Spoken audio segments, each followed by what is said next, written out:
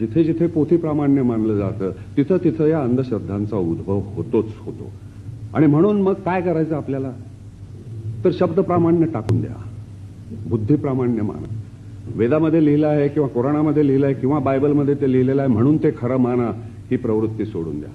ते खरोखरच खरं आहे का, हे तुमच्या आजच्या ज्या काही वैज्ञानिक कसोट्या आहेत त्या कसोट्यावरती घासून पहा आणि त्याचं जर उत्तर आलं की हे बरोबर आहे तर ते जरूर स्वीकारा.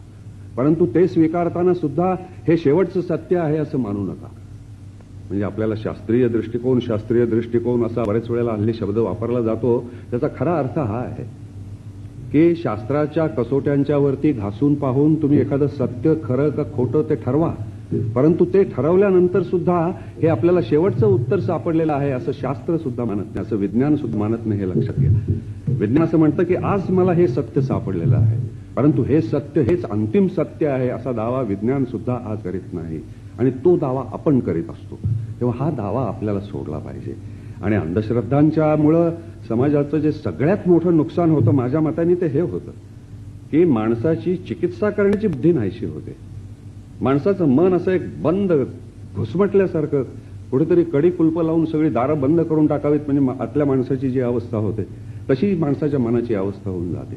ती अवस्था टाळण्याकरता, माणसाच्या मनाची कवाडं उघडण्याकरता, त्याची विचारशक्ती जास्त जागृत करण्याकरता, कारण ती झाल्याशिवाय समाज परिवर्तन हे अशक्य आहे, हे आपल्याला सगळ्यांना माहिती आहे. ते जोपर्यंत होत नाही तोपर्यंत समाज परिवर्तनाच्या गप्पा मारण्यामध्ये काही अर्थ नाही. माणसाला विचार करायला प्रवृत्त केलं पाहिजे, स्वतंत्रपणे विचार करायला प्रवृत्त केलं पाहिजे. आणि आपण तो विचार करायला घाबरणारी मंडळी आहोत.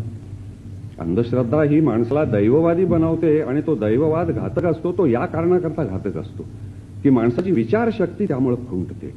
आणि ती विचारशक्ती खुंटता कामा नये. ती विचारशक्ती माणसामध्ये जास्त जास्त फुलत राहायला पाहिजे.